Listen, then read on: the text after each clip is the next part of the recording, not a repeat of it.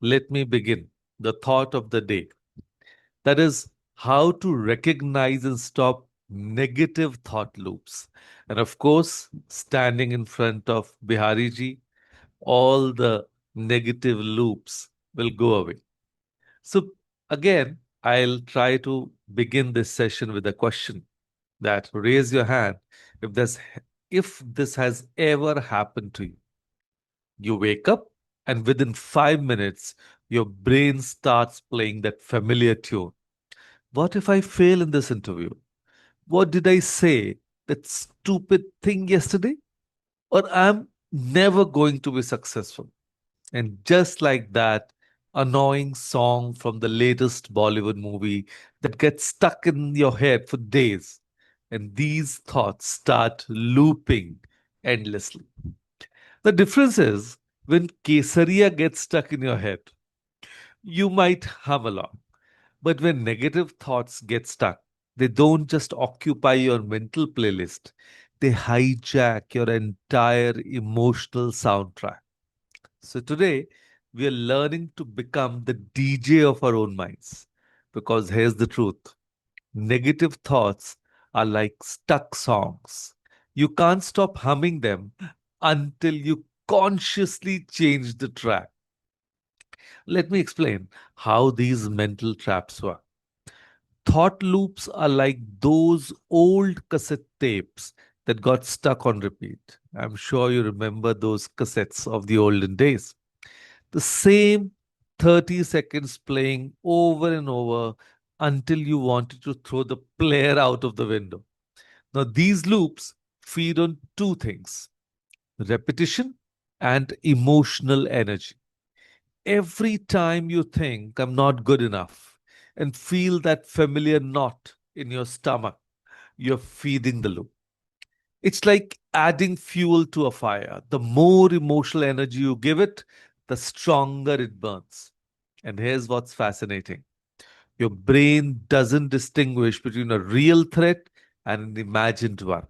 So when you replay that embarrassing moment from last week's office meeting for the 47th time, your body responds as if it's happening right now.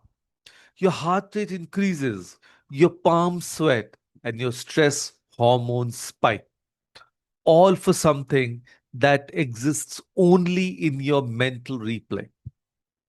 A college student from Mumbai once told me, I spent an entire semester convinced I was going to fail because I bombed one quiz. I replayed that failure so many times in my head that I started failing actual exams because I was too anxious to study properly. So let's identify the usual suspects that trigger these loops. The three big are fear, comparison, and regret, the unholy trinity of mental torture. So, fear loops, they sound like, what if I don't get into that college? What if my parents find out about my grades? What if I never find love? Notice the pattern? It's always what if followed by catastrophic thinking. And then the comparison loops, the big one. They are the speciality of our Instagram generation. She got promoted and I didn't.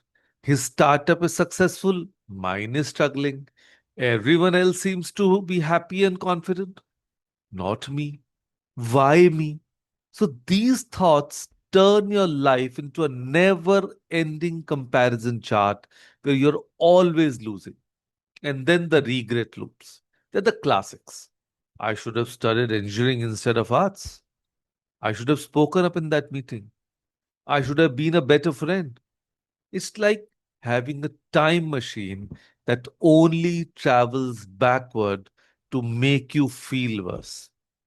But here's how you recognize you are in a loop. The same worry keeps replaying, causing the same emotions, leading to the same paralysis. It's like being stuck in a mental roundabout, going in circles, but never actually reaching your destination. A working mother from Bengaluru shared with me, I spent 3 months obsessing over whether I should change my toddler's school. Every night, the same thoughts, the same anxiety.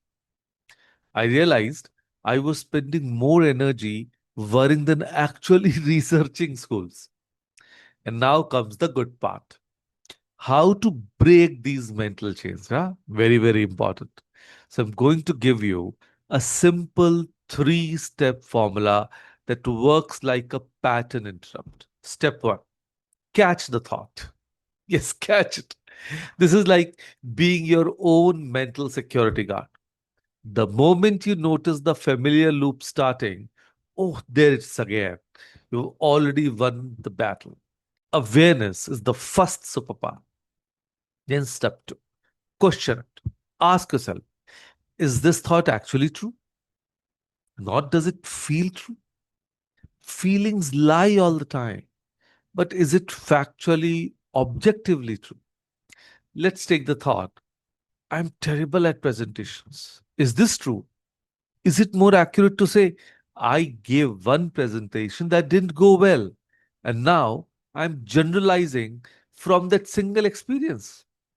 And when you question thoughts, they often crumble like badly built sandcastles. And then step three, replace with empowering focus. This isn't toxic positivity. We're not pretending everything is amazing. We are choosing better thoughts that actually serve us. Instead of I'm terrible at presentations, try I'm learning better at presentations. Or my last presentation taught me valuable lessons. So here's a pattern interrupt technique that works wonders. The moment you catch a negative loop, do something completely different. Stand up, do 10 jumping jacks, sing the national anthem, call your grandmom, ask about her favorite recipe. It sounds ridiculous, right? But it works because thoughts need momentum and subtle physical changes break that momentum. One teenager from Delhi told me, whenever I start spiraling about my board exam results, I blast Bhangra music and dance for 2 minutes. My family thinks I'm crazy, but it completely resets my brain. And here's what most people don't realize: thoughts are not facts. You're not your thoughts, you're the observer of your thoughts, which means you have choice. You wouldn't let just anyone walk into your house and rearrange your furniture. So, why let random negative thoughts walk into your mind and redecorate your mood? Think of your mood or mind like a WhatsApp group. If someone keeps sending negative, toxic messages, what do? You are either ask them to stop or you remove them from the group. So your thoughts deserve the same boundaries. The beautiful thing about breaking thought loops is that it gets easier with practice. Your brain literally rewires itself. Neuroscience calls it neuroplasticity, and your brain's ability to form new pathways. Every time you choose a better thought, you're strengthening the neural pathway to positivity and weakening the highway to negativity, right? So that's how you break that pattern. And here's your mission: the thought switch drill. Yes, let me repeat: the thought switch drill. Right now, identify one negative thoughts that's been on repeat in your mind lately. Write it down on paper. Yes, actually write it. And don't just think about it. Now write its opposite, empowering version. If your loop is, I'm not smart enough, right? I'm constantly learning and growing. If it's nothing ever works out for me, right? I'm capable of creating positive changes in my life. Tonight before bed, repeat your new empowering thought out loud 10 times with intention. Not like a robot, but like you actually mean it. Your brain needs to hear your voice choosing better thoughts.